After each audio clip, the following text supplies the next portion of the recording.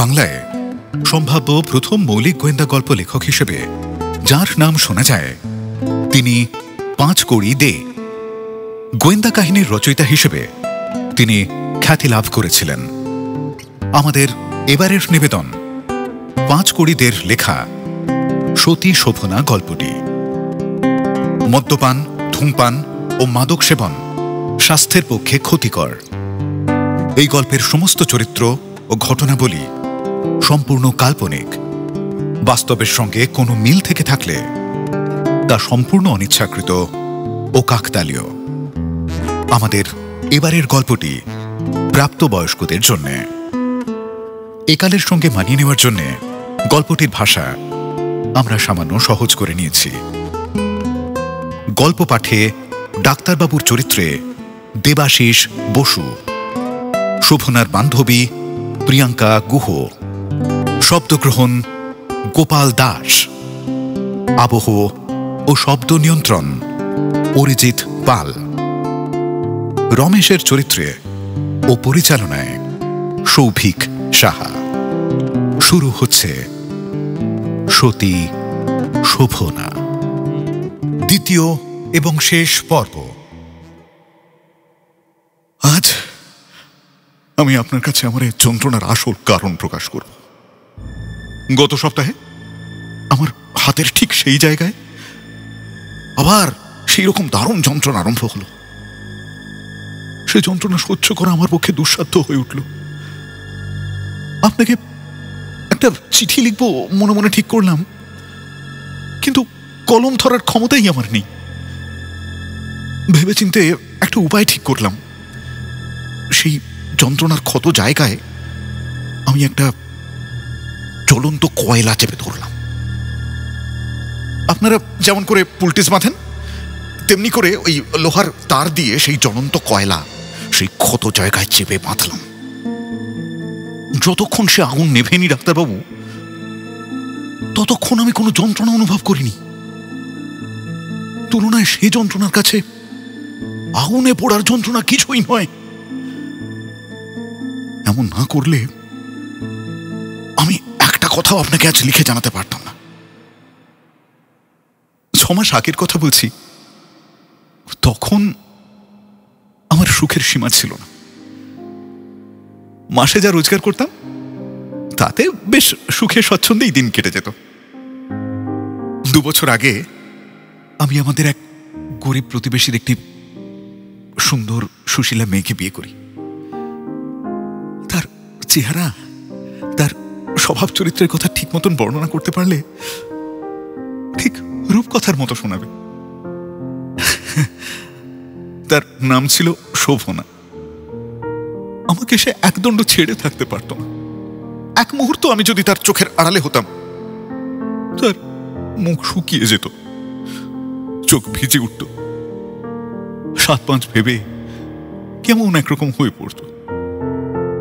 যদি কোনোদিন আমার বাড়ি ফিরতে অনেক রাত হতো, আমার জন্য, এই পিশাচের জন্য জেগে বসে থাকতো, ঘুমতো না, আমার অপেক্ষায় বসে বসে কাঁদতো। এখন বেশ বুঝতে পারছি ডাক্তারবাবু, তার সেই অগাধ ভালোবাসা এই পৃথিবীর ছিল না। শোভনা আমাকে ছেড়ে বাপের বাড়িতেও যেতে চাইতো। আমি বরং বিশেষ করে বলে টলে মাঝে মাঝে দেখাশুনো করে আসতে বলতাম।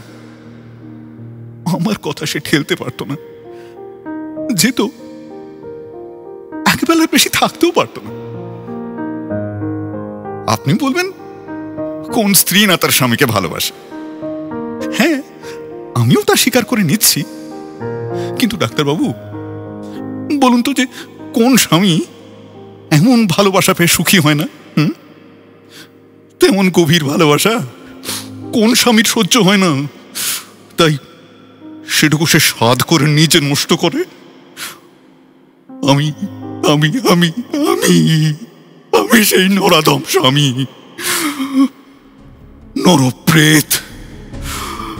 হায় হায়, স্বর্গের নন্দন কাননের পারিজাত, রত্নবিধিতে বসে কাঁথা মালা।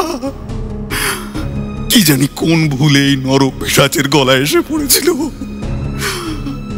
সেই অপার্থিব সামগ্রীর আদর আমি কি বুঝবো ডাক্তার বাবু? তাই সেই পারিজাত আমি শতখণ্ডে ছিঁড়ে ফেলেছি, আমি ধ্বংস করেছি।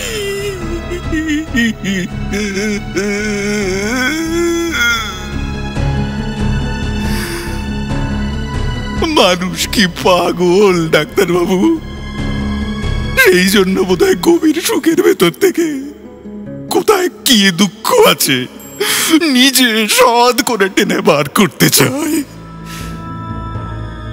কি জানি একদিন কোন শয়তানের মহামন্ত্র আমার কানে প্রবেশ করলো।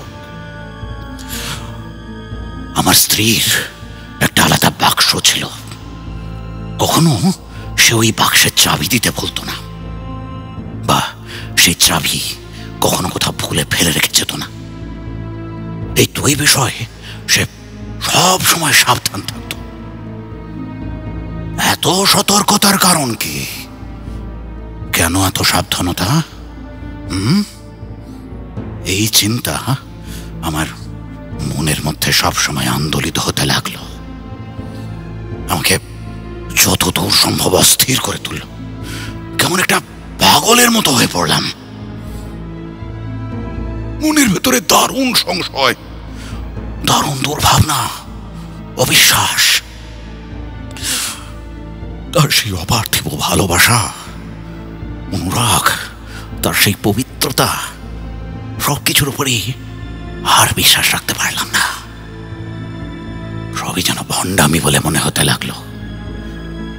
সেই সারল্যমাখা দৃষ্টি, তার মুখের অকলঙ্ক ভাব, আবেশময় প্রেম, সব কিছু থেকে যেন বিষ মাখিয়ে দিয়েছে, কে যেন বিষের আগুন জ্বালিয়ে দিল।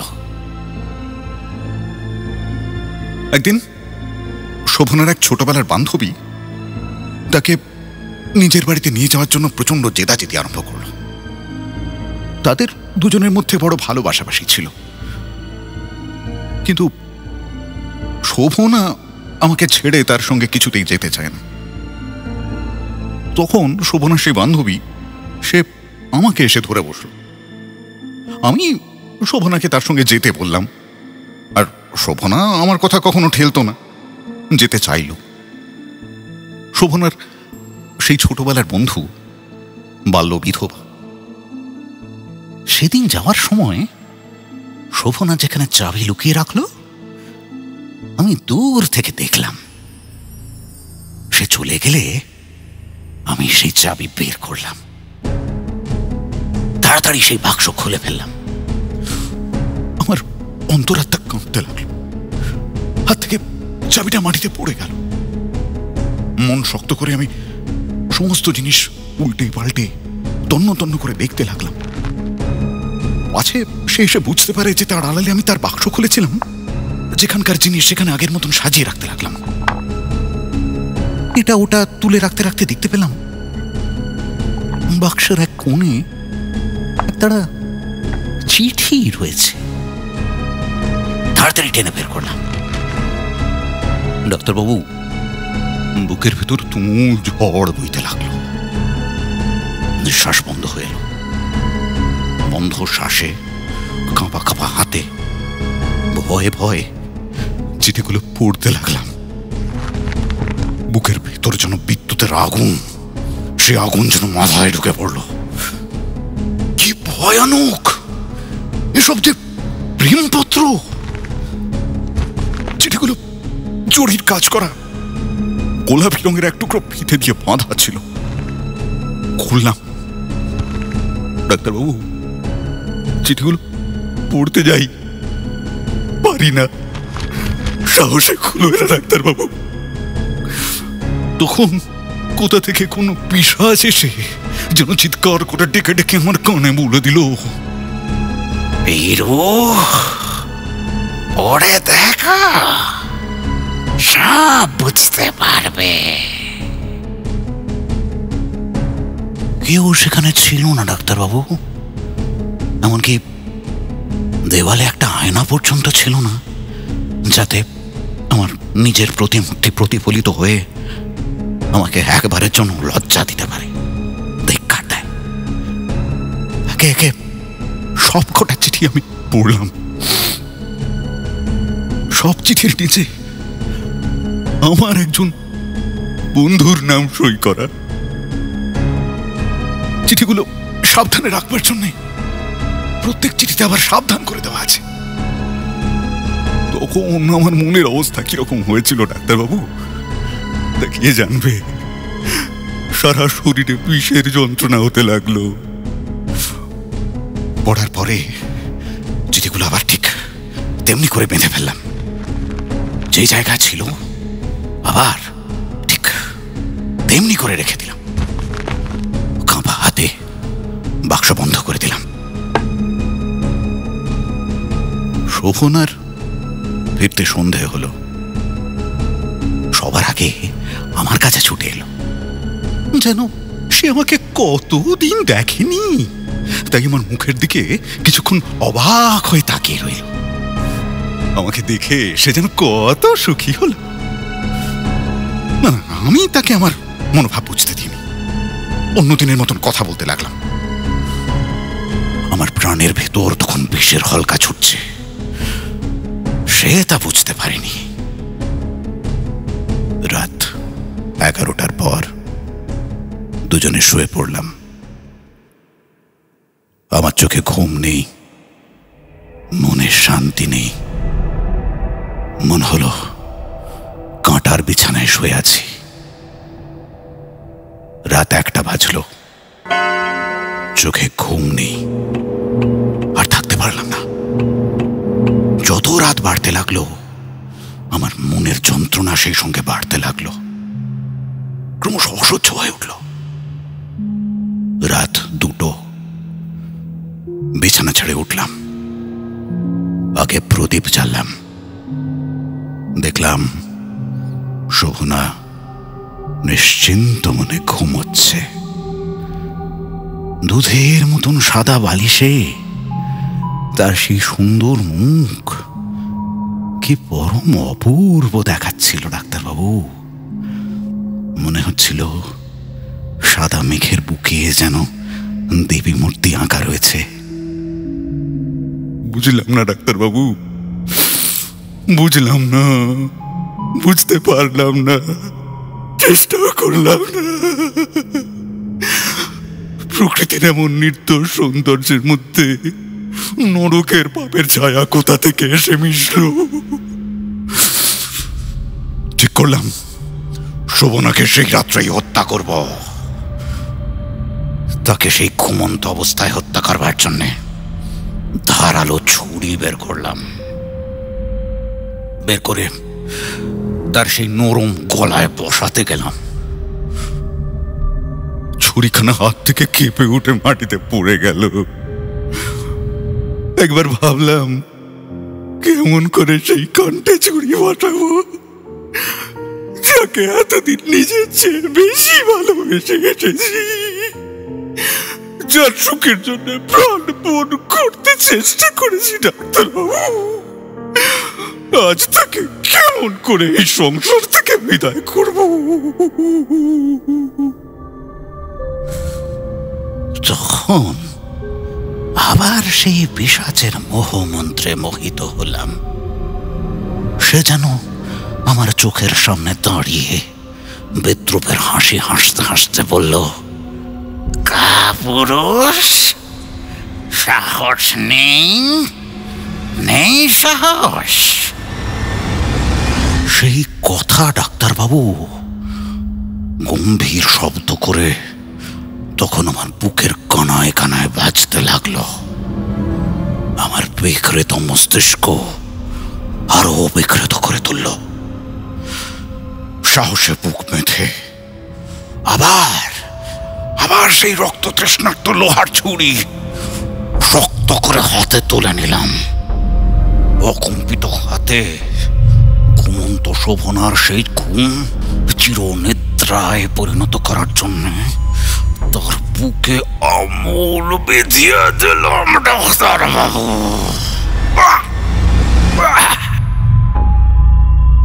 সঙ্গে সঙ্গে অজস্র ধারায় রক্ত চড়তে লাগলো।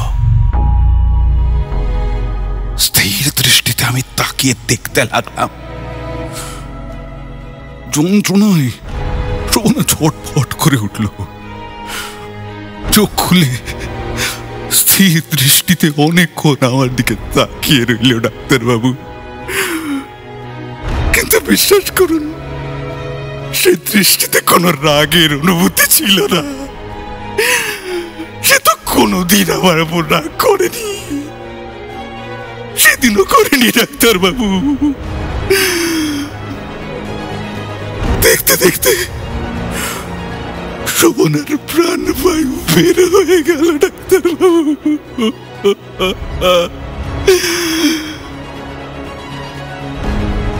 আমার হাতের উপর শোভনার এক বিন্দু রক্ত পড়েছিল।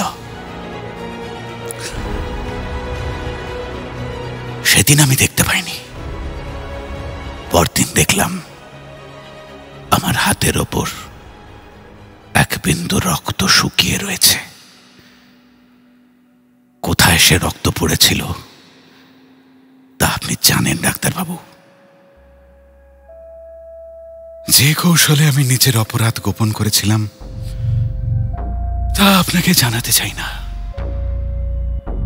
আইনের হাত এড়ালাম বটে, কিন্তু মাথার উপরে ঈশ্বর যে রয়েছেন সে কথা তখন মনে পড়েনি ডাক্তারবাবু। ক্রমে শোভনাকে ভুলতে আরম্ভ করলাম। তার উপর আমার সেই অসম্ভব নিষ্ঠুরতার জন্যে কখনো যে মন খারাপ হতো না তা নয়, কিন্তু সেই তো আমাকে নিষ্ঠুর করেছিল এই ভেবে মন স্থির করার চেষ্টা করতাম। আচ্ছা বলুন তো, প্রাণে একটা দারুণ আঘাত না লাগলে কেউ কি নিজের স্ত্রীর গলায় ছুরি বসাতে পারে ডাক্তারবাবু? হ্যাঁ বলুন তো, পারে? কয়েকদিন পরে একদিন দুপুরবেলা শোভনার সেই বান্ধবী আমার সঙ্গে দেখা করতে এলো। আমাকে শোকার্ত ভেবে কত কি বললো, কত কি বোঝালো। আমি তার সেসব কথা এক বিন্দুও বুঝে উঠতে পারিনি, কর্ণপাতও করিনি। হ্যাঁ, সান্ত্বনায় আমার কি প্রয়োজন? আমি তো দুঃখিত নই, আমি শোকার্ত নই, আমি কাতর নই।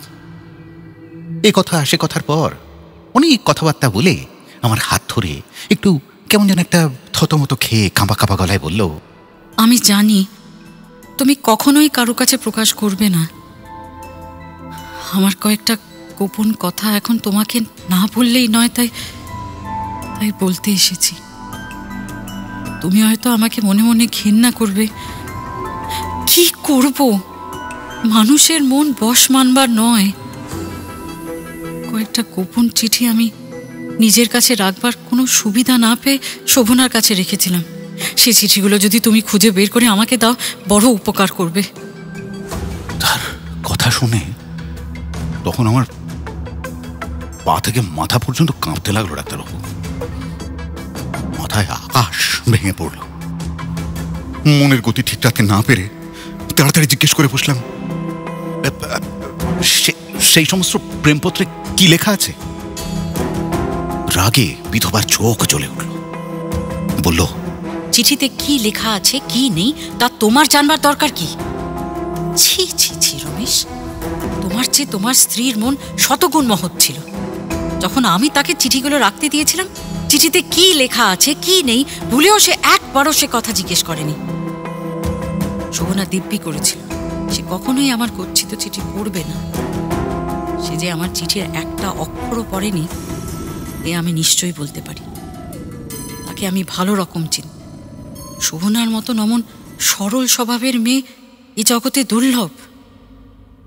আমি বললাম, না মানে আমি তোমার ওই চিঠিগুলো কিভাবে চিনে বের করব? সে বলল, জরির কাজ করা গোলাপি রঙের ফিতে দিয়ে চিঠিগুলো একসঙ্গে বাঁধা আছে। আমি বললাম, আচ্ছা আমি খুঁজে দেখছি। কোথায় সে চিঠির তাড়া ছিল ডাক্তারবাবু তা আমার অজানা নয়। তবু আমি ওই এদিক ওদিক অনর্থক খোঁজাখুঁজি করে যেন সেই চিঠিগুলোর ব্যাপারে কিছুই জানি না এমন সব ভান করে কিছুক্ষণ পরে চিঠিগুলো বের করে তার হাতে দিয়ে বললাম, এই চিঠিগুলো কি তোমার? হ্যাঁ হ্যাঁ, এইগুলোই তো। যেমন আমি চিঠিগুলো বেঁধে শোভনার হাতে দিয়েছিলাম, ঠিক তেমনই আছে। আমি তার দিকে মুখ তুলে তাকাতে পারলাম না ডাক্তারবাবু। পাছে সে আমার মুখ চোখের ভাব দেখে বুঝতে পারে যে তার সেই সব চিঠি খুলে আমি পড়েছিলাম। তাই আমি আর দাঁড়াতে পারলাম না। মাথা যেন কেমন ভারী হয়ে উঠতে লাগলো, ঘুরতে লাগলো। তাড়াতাড়ি আমি বিছানায় গিয়ে শুয়ে পড়লাম। ডাক্তারবাবু তখন নিজের হাতে নিজের মাথার চুল আমি ছিঁড়তে লাগলাম। ডাক্তারবাবু বুকে আঘাত করে প্রাণের ভেতর যে হাহাকার পড়ে গিয়েছিল তা দমন করার চেষ্টা করতে লাগলাম। তখন সে বিধবা চলে গিয়েছে। সেই থেকে যন্ত্রণার আরম্ভ ডাক্তারবাবু। যদিও তখন সেই রক্তবিন্দু শুকিয়ে উঠে গিয়েছিল, বাইরে থেকে যন্ত্রণার কোনো চিহ্ন ছিল না। তাও ওই এক ফোঁটা রক্তবিন্দু যেখানে লেগেছিল সেখানে ভীষণ যন্ত্রণা হতে লাগলো। মনে হলো কে যেন গলানোর সীসা ঢেলে দিয়েছে ওখানে। ডাক্তারবাবু গলানোর সীসা ঢেলে দিয়েছে। প্রতি মুহূর্তে যন্ত্রণা ভীষণ থেকে আরো ভীষণ হয়ে উঠতে লাগলো। হাজার চেষ্টা করে ঘুমোতে পারতাম না ডাক্তারবাবু। তেমন যন্ত্রণা বোধহয় আর পৃথিবীতে নেই। বিশ্বাস করুন, আমি এই যন্ত্রণার কথা কাউকে প্রকাশ করে বলতে পর্যন্ত পারতাম না। কে বিশ্বাস করবে আমি কেমন যন্ত্রণা ভোগ করছিলাম ডাক্তারবাবু? তা তো আপনি জানেন। দুবার সে যন্ত্রণা থেকে আপনি আমাকে নিস্তারও দিয়েছেন। কিন্তু ডাক্তারবাবু যতই সেই ক্ষতস্থান শুকিয়ে আসতো ততই আবার সেই যন্ত্রণা বাড়তে থাকে। দারুণ যন্ত্রণায় আমাকে বড়ই অস্থির করে তুলেছে ডাক্তারবাবু। সহ্য করার আর ক্ষমতা নেই। মনে হচ্ছে এক দণ্ডের মধ্যে আমাকে পৃথিবী ছাড়তে হবে। যদিও জানেন এই যে আমার এই এত পাপের প্রায়শ্চিত্ত হচ্ছে বুঝে আমি মনে মনে সুখী। আশা আছে ইহলোকে পাপের প্রায়শ্চিত্ত হয়ে গেলে পরলোকে শোভনা আমাকে মার্জনা করলেও করতে পারে ডাক্তারবাবু।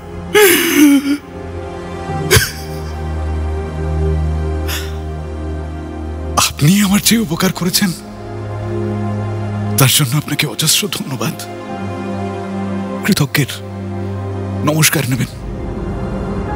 ইতি শ্রী রমেশ চন্দ্র বসু। 2-3 দিন পরে কয়েকটি খবরের কাগজে দেখলাম যে রমেশ চন্দ্র বসু নামে এক ব্যক্তি নিজের মাথা দেওয়ালে বারবার ঠুকে আত্মহত্যা করেছেন। কেউ কেউ লিখেছেন স্ত্রীর দুঃখই রমেশ বসুর আত্মহত্যার একমাত্র কারণ। যারা একটু খোঁজ খবর রাখতেন তারা দুরারোগ্য ক্ষতরোগের যন্ত্রণাই আত্মহত্যার একমাত্র কারণ বলে উল্লেখ করেছেন। যারা তাকে ভালো করে চিনতেন তারা আসল খবরে লিখেছিলেন যে তিনি পাগল হয়ে গিয়েছিলেন। দুরারোগ্য ক্ষতরোগ সেই পাগলামির একমাত্র খেয়াল ছাড়া আর কিছুই না। শুনলেন পাঁচকড়িদের লেখা সতী শোভনা গল্পটি, দ্বিতীয় এবং শেষ পর্ব। এমন আরো অনেক গল্পের জন্য সঙ্গে থাকুন ক্লিক অ্যাপের।